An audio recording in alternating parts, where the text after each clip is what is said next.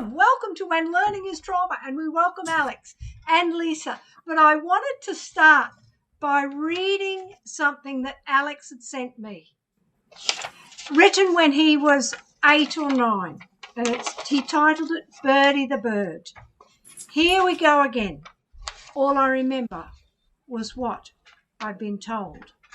The next day, the lessons continued. Our teacher divided the class into groups to meet one of the teaching assistants at a table at the back of the classroom. All right, you guys, she said, say it with me. Birdie the bird, birdie the bird, Perhaps I wasn't paying attention in the past, but I never recalled learning these words. Instinctively, I raised my hand to ask a question. Have we learned these words yet? She replied, yes. In fact, we contacted your mum, and she told me that you spent all night crying over Birdie the bird. Alex, it breaks my heart to read that now. I don't know how you survived school.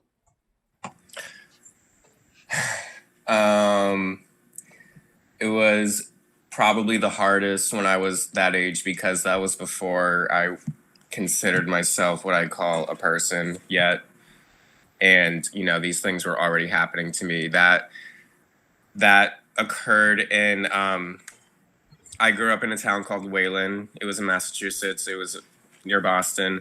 And before that, I lived in a town called Natick, next town over, till I was 5 or 6. And we moved because the school district was so tough and they were just kind of mean to me. I don't remember it a lot. I remember a couple things, but we moved to this town, Wayland, because their school district was so good. And that happened in Wayland. So it puts things into perspective, and for one.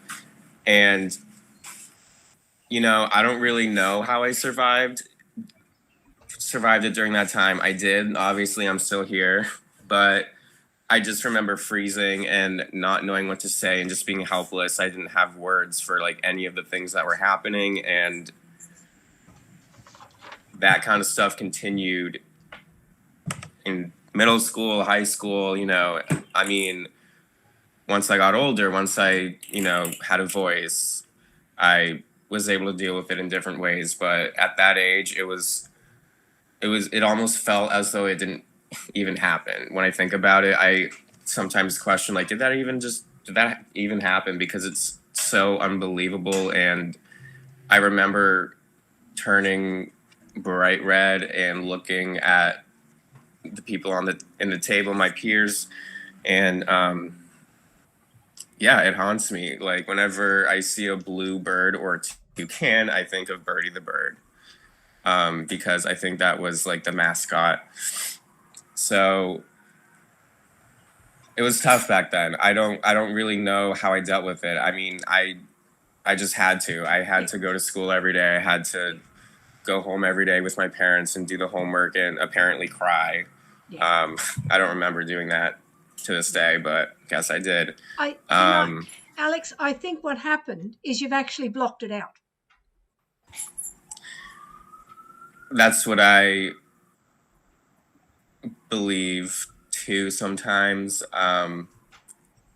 It definitely was probably the most vivid memory I have. So if I blocked that out, that makes me think of what else I blocked out. Yeah. And it's just right now as an adult, I'm going to turn 24 soon. I don't have those kind of problems anymore. I have different problems, but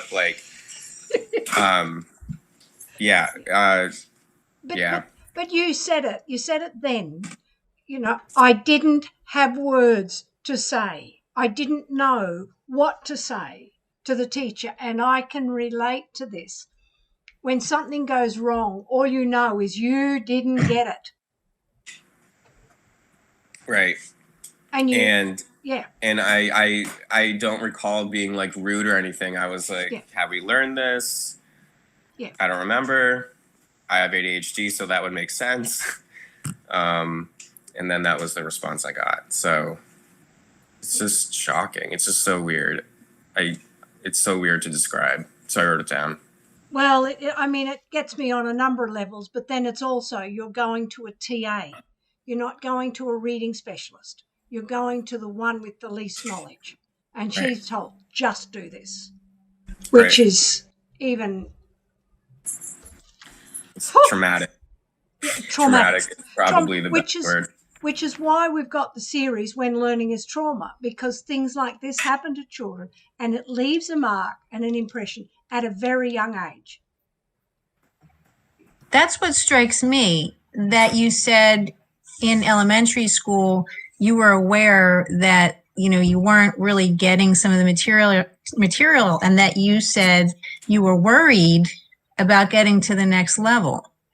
And it blows my mind that such young kids, I think we take it for granted that, they're suffering with these thoughts of feeling different or just being frustrated and anxious and whatever else, that you're so young and you're aware of that. And I think you also mentioned right before we were talking that some of the school leaders were essentially, it sounded kind of like being mean or bullying the students at a young age.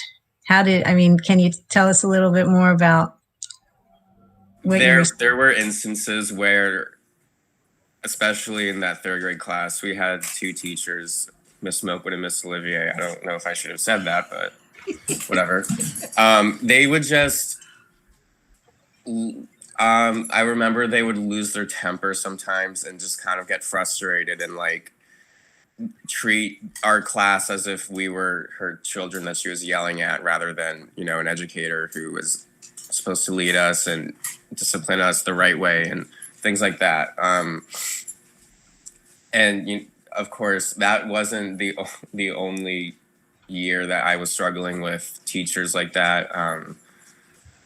Of course, in kindergarten and first grade, I had teachers who would just accuse me of things and, not even reading really. I was accused of stealing someone's fruit snacks in kindergarten. And I don't remember that happening, but my mom reminded me of it. Things like that. It's just so cringy. It's just so weird to think about. I feel lucky because I feel like I've reflected and learned a lot from those experiences, but I don't know if other kids, maybe they don't have as much guidance, or it manifests into really, profound issues. So I think of myself lucky in that way, but it's horrible. That's about it. Well, I think what struck me is, like you said, you're 24. And we've had people on this show, who are in their 40s and 50s. I can understand people in their 40s and 50s being traumatized by school, because that's what it was when we were younger, in the 50s and the 60s. I don't understand it in the 21st century. And that's when I get upset, when kids like you are still facing that same drama today. What is going wrong? What are we doing? Blows my mind. I think that part of it is we underestimate the art of education and how important it is to if I'm getting paid as much to build a bridge that a school bus can cross over, why can't the people at the school that the school bus gets to get paid the same amount? We're doing the same thing. I'm making the bridge. They're providing the education. It just doesn't make sense to me. I'm sure there's some stupid logic to it somewhere but no, there's not. I don't know why I said that. It shocks me. And I have friends who have just finished their degrees in education and things like that. And, it's so hard for them to find stable jobs. Yes. Yeah. It's so you would hope that there's progress being made, but there's really not in a lot of ways. Yeah. I think people talk about it a lot, but I don't think they do anything about it. People are like, education's so important, yet look at our country. You know what I mean? Yeah. It's weird. I guess I don't have like the best vocabulary, so I'm trying to. Maybe it's not weird, but I don't know. Well, you've got to tell people where you ended up, because that's why we're talking to you. You know, tell us where you've ended up, Alex. Tell us tell us where you ended up first. Okay, Daisy. We have a dog right here who's That's so where I ended up, right? So hate reading, always hated reading, still hate reading. I discovered that I was good at things in probably high school. I discovered like that I wasn't gonna just fail and flop. And that discovery was math and science. So I used that, and I was able to excel in math and science in ways that no one around me could. And I brought that skill set to RPI, where I got my bachelor's in civil engineering. So I don't usually like to toot my own horn, but when I think about, in hindsight, my education, my earlier education, and then when I think about my accomplishments and my academics, it blows my own mind, and it's very, again, lucky for me, because I, had a lot going for me in a lot of ways, but it was something I would never imagine. Like when I was at that age, when I was in the classroom with Birdie the Bird, I would never think that I would have had an engineering degree. I didn't know what engineering meant. Yeah. So it's really, I feel really lucky that I was able to survive, confront these problems, and like use, I know that I can use these skills. Not everyone does, though. Like there's people who are in the middle of the country and they're just undiscovered, and it's because they grew up with people telling them that they can't do it, and it's disgusting. And it's not even telling you, it's implied, isn't it? You can't get this stuff, so you're not going to be able to do anything else. That's the implication. I will say, though, that I don't know if I could have gotten through all of that without finding other things to distract me. So I was on the diving team in high school and in college. And I don't know if I told you, Lois, but I consider that my therapy, because when I was there, I felt like this flow that I never felt.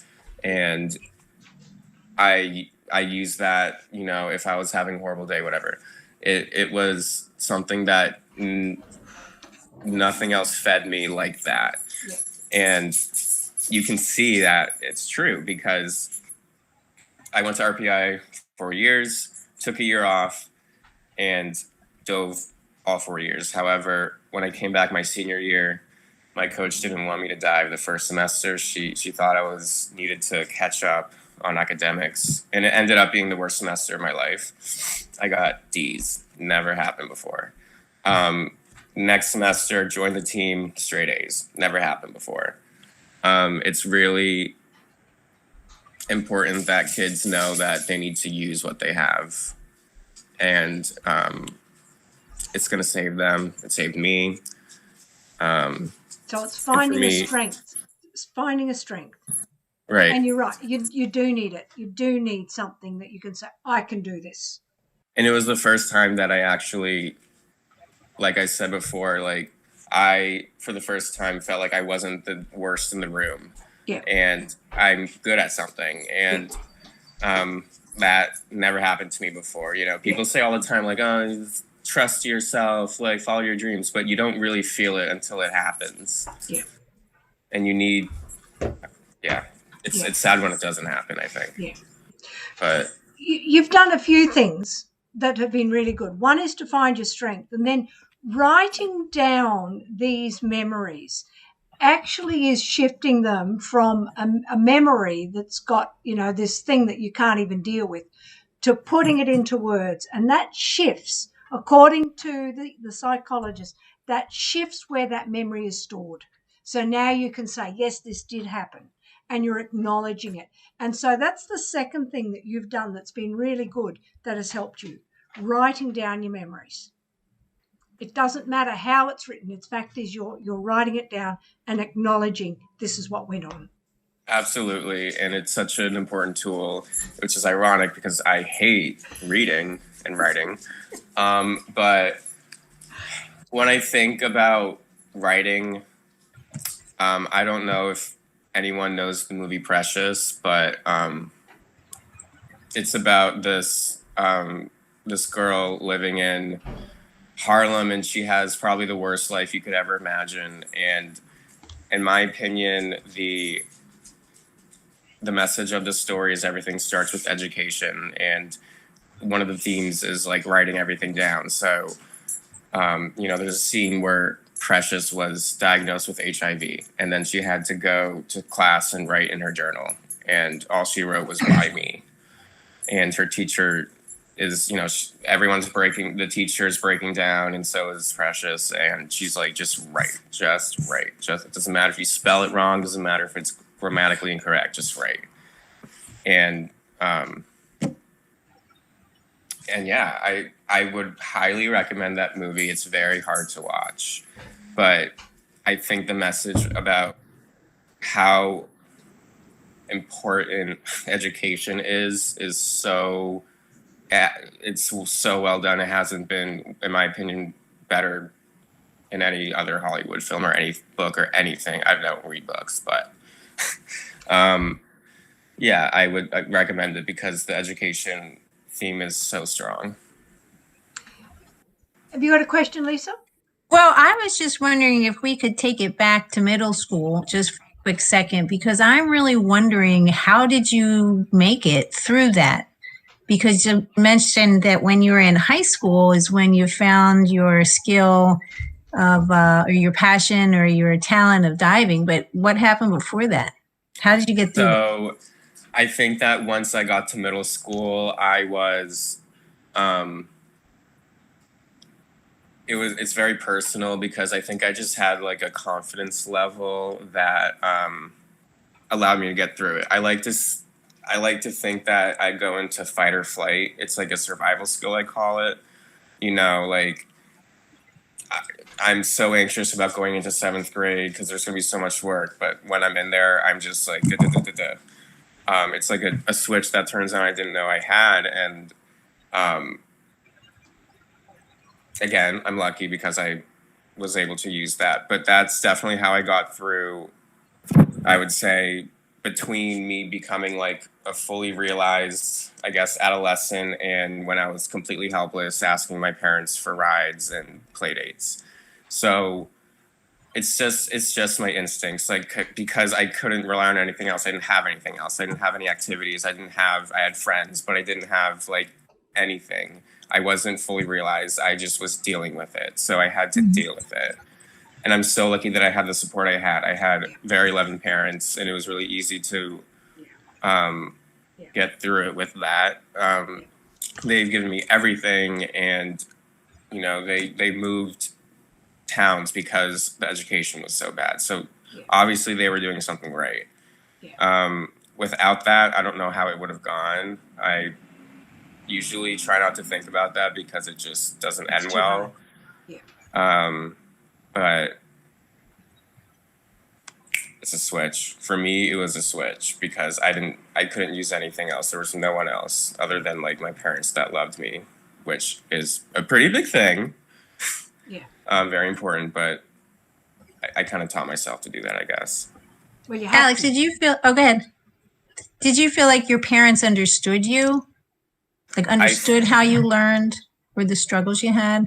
I feel like they understood the fact that learning was hard for me, but I don't think they understood the full effect that it had and that it was going to have on me later on. I don't think they definitely knew that I struggled because they would say all the time up until a certain age, like, we were going to hold you back, and we didn't in kindergarten or something.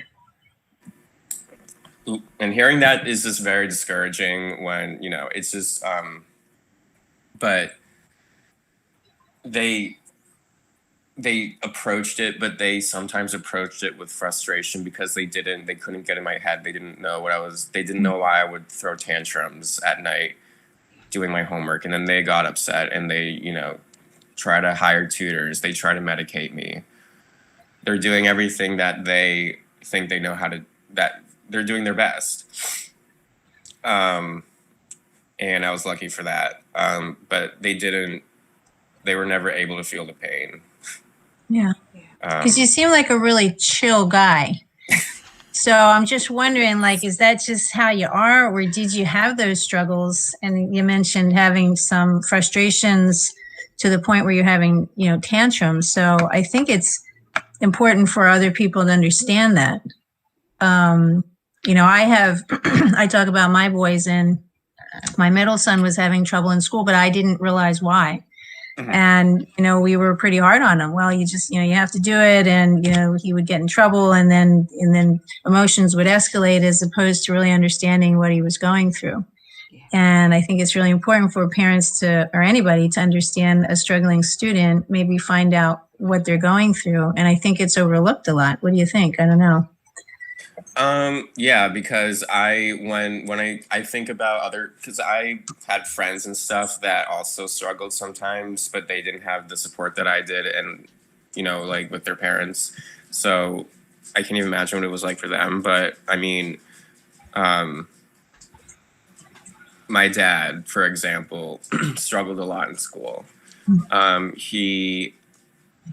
I think a lot of that got passed down to me. I think a lot of my hatred for reading was from him. And when he went to school, he had 5 siblings. He was the youngest, and his parents just would laugh at him, and they didn't understand it.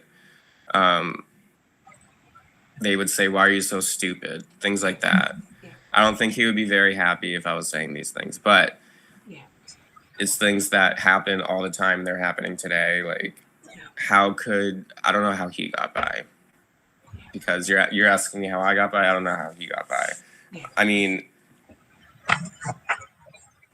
I don't know. Parents need to know that, like, their role in their education is, like, just as important as the educators. They need to know exactly what's happening all the time. They need to understand what it is and how to deal with it, and, like, not condition the child to think that they're limited because of it. I take this from my point of view as a mother, and with my 2 boys who struggled.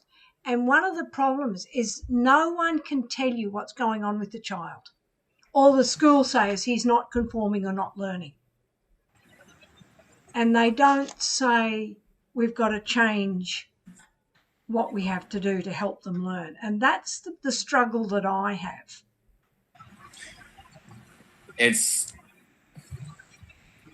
I feel like it's a problem that is just as hard as, like, peace in the Middle East. I mean, I really don't see this problem. Like, I see it getting better. It's really frustrating, and it's really frustrating when you are someone who struggled, and, like, trying to think of how it could be, try to represent everyone who struggled, and because I don't know. And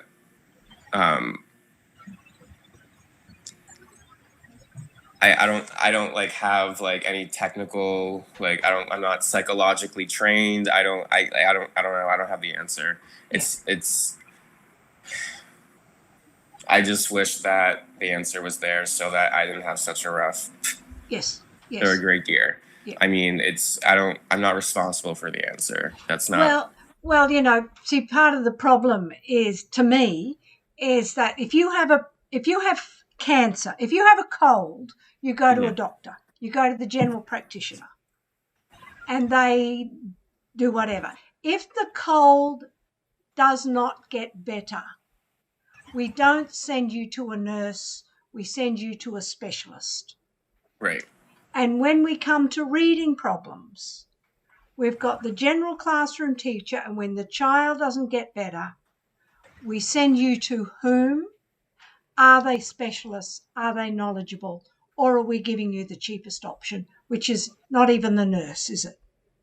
There just needs to be some system and protocol, and it needs to be normalized. We can't look at education like it's going to be, you're going to have a year of kids, 20 people in your class, and you have to teach them addition and everything, and they're going to get it. Like every child, no, that's just not.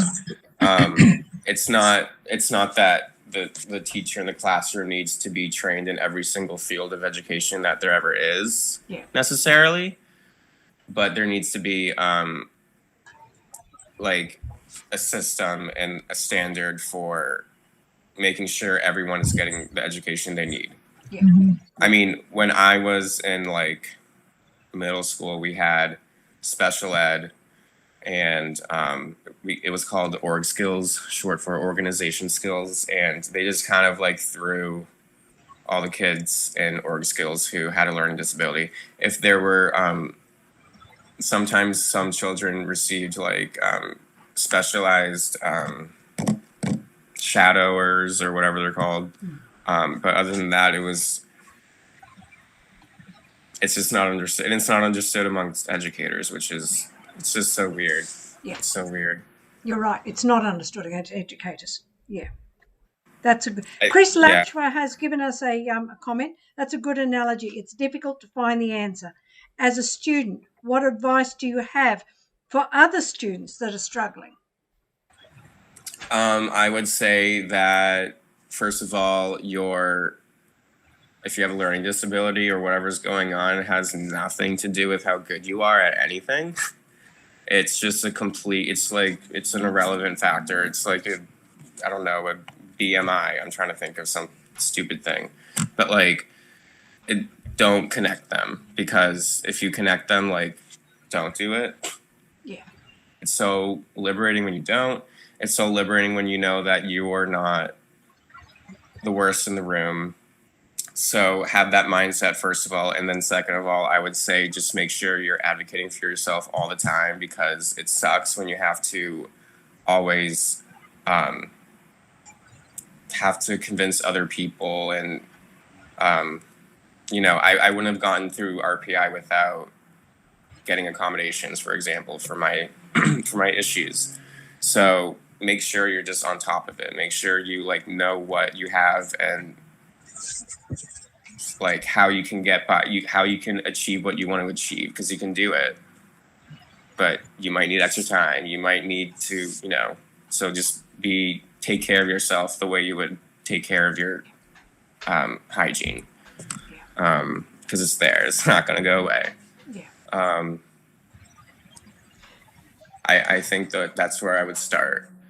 And then just find support. Like, be honest about your learning disabilities. Like, be honest about what you feel is holding you back to the people you love and people who love you, and like your family and friends. Just make sure that they know everything that's happening, so that they're not like,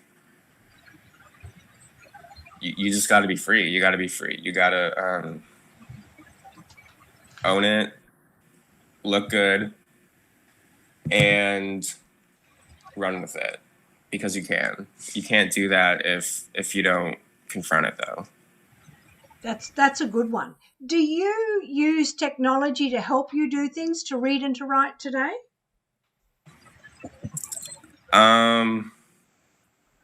I personally don't do a lot of technology stuff, I guess. I kind of just like write in a notebook. I don't know, maybe I'm just old fashioned, but I paper pen, or if I'm reading, it's going to be reading a book. I don't really there were a lot of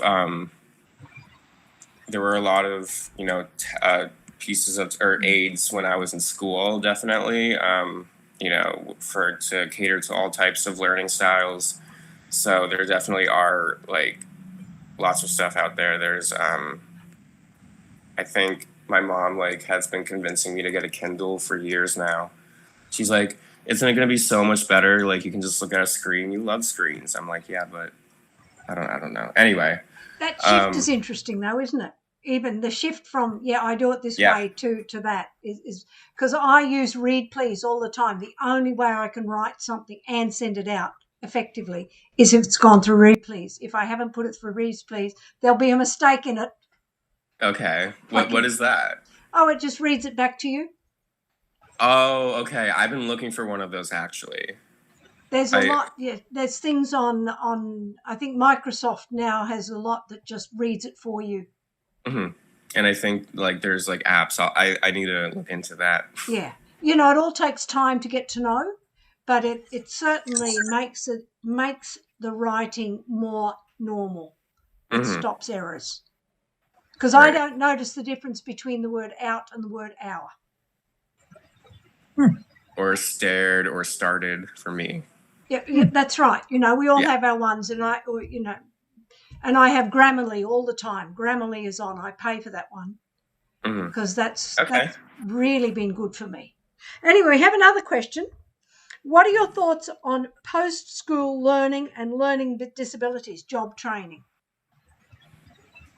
So that is interesting because I'm actually trying to figure out that myself right now. I'm in a weird phase of my life where I'm in yet another transition that I'm pretty anxious about because I'm looking for a full-time job. I feel satisfied with my bachelor's degree, I mean, to say the least, but I know that I need to, be certified and take this huge exam in order to get what I really want, or, some people need to get their master's or something like that. I wish I had like a really inspiring thing to say about that. For me, it's just another transition. It's, like going from elementary to middle to high. It's another transition. You need to find your thing. You need to you need to do it. Don't get lazy. But don't overextend yourself. Just keep going. I mean, if you can do that, if you're like in the post-education era in your life, that's so good. That's already like, you already got it. You just have to not get lazy, in my opinion. But that being said, I'm still trying to figure it out myself. Still trying to find ways to, I think I'll get there soon. I can almost taste it, but yeah. But that's so encouraging for people. I mean, it is. You're helping other people with your strong mindset, whether you think that or not. I just let it just happens. I would not be able, I don't think I would be able to speak this comfortably like a few years ago, but it's just another part of figuring everything out, or at least enough of it out to be as confident as I am right now. Like years ago, I was just awkward. I didn't, but would you hide some of those problems? Would you not talk about it? And when did you feel like you started to, as you said, own it? Can you pinpoint? I believe that there were a couple phases of that for me. I think in high school, I started to learn that I was good at math and science. So that was the first kind of milestone for me. And then the second happened in college. It was not a pleasant experience. It was basically, we have a course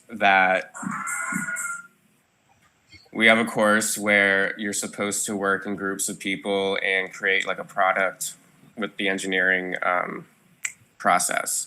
So I was in a group with like 6 other kids who are a year older than me. They have all of these technical electives and stuff under their belt.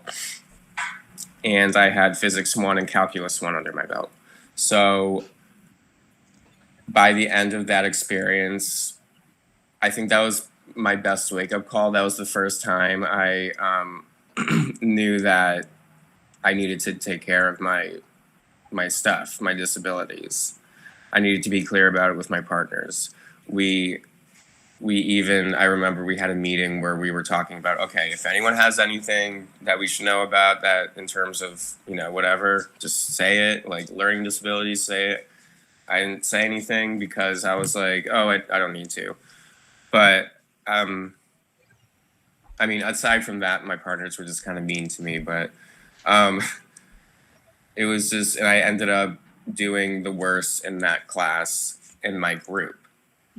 Not in the whole class, but just in the group, because I didn't speak up. And I consider that a traumatic moment because I was humiliated when I look back. I didn't know that I was, as bad as they basically told me, but I think I started to really take action after that in a million different areas. It took a long time to like get over it, but it was a useful little thing that it's like I'm using it like in my tool belt, I guess. Yes. If I am to be corny, but no, I think that's fantastic. But you know what you're really wanting to say too is try and avoid that humiliation before you, and it's like a come to Jesus moment or whatever we want to call it. Right. If I don't do something about this, these things are not going to happen. Right. So take it on board. Yep, I am different. Yes, I do have strengths, but I have these weaknesses.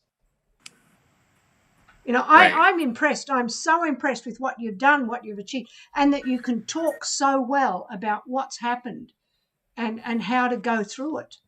I'm amazed, Alex. It really is a testament to, thank you, by the way. And it's really just a testament to like how I struggled in the past, because I would never see myself, I'm very comfortable speaking today. I would never see myself like that during Birdie the Bird, Yeah. I mean, and it's just so possible. It's so going to happen if you do the work. Like, it's going to happen. I'm still figuring things out, like I said. I think I'm going to get this job that I interviewed for last week, but we'll see.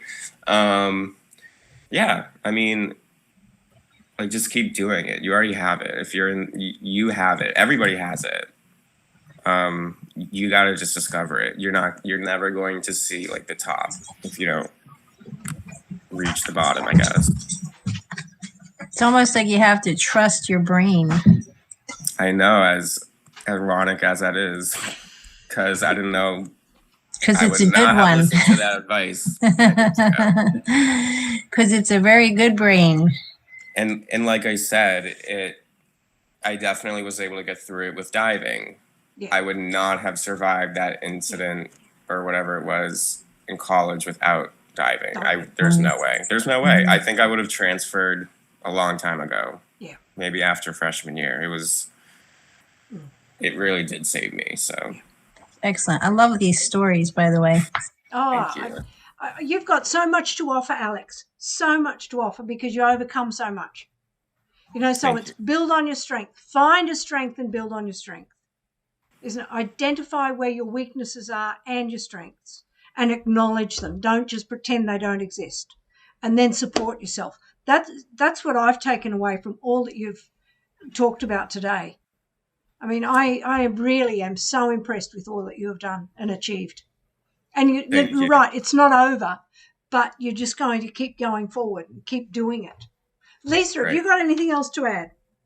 No, I was just really happy to speak with you today. I loved your stories. It's so important to get this message out there that, kids do struggle and they're great students. If we can help them and we can help them see what value they have, nobody loses. So I really thank you. Yeah, I feel so excited that I was able to come on this and do this, because I believe I would be a teacher if I wasn't an engineer or whatever I am. Because I'm so, like, the art of teaching, I don't know if I phrased that well, but it's just so special, and I love it. Like, I'm so passionate about it. Like, I wanted to be a fourth grade teacher. The first thing I wanted to be when I was little, I was like, I want to be this. It was a fourth grade teacher. So I love it. Love it when it's done right. Yes. And you bring such a wealth of experience of how you'd never want it done again. Yeah. Oh boy. Well, you can tell how creative he is. He said the art of teaching, it really is an art, not just the rote memorization of things. And I'm not trying to come down on teachers. I really am disappointed with the system, not the teachers. Right, exactly. Because some of them, like so much of more, in my opinion, more of them love it so much. But I guess it would make sense. We're gonna have lousy teachers if we treat them badly.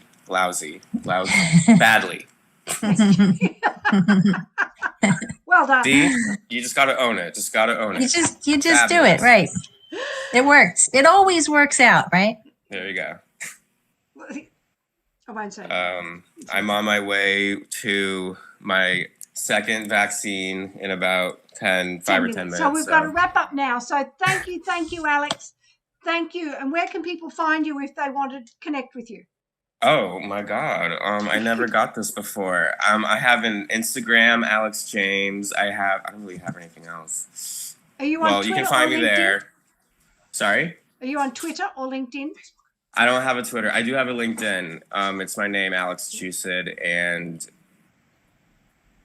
Facebook? That's all. Yeah, I guess.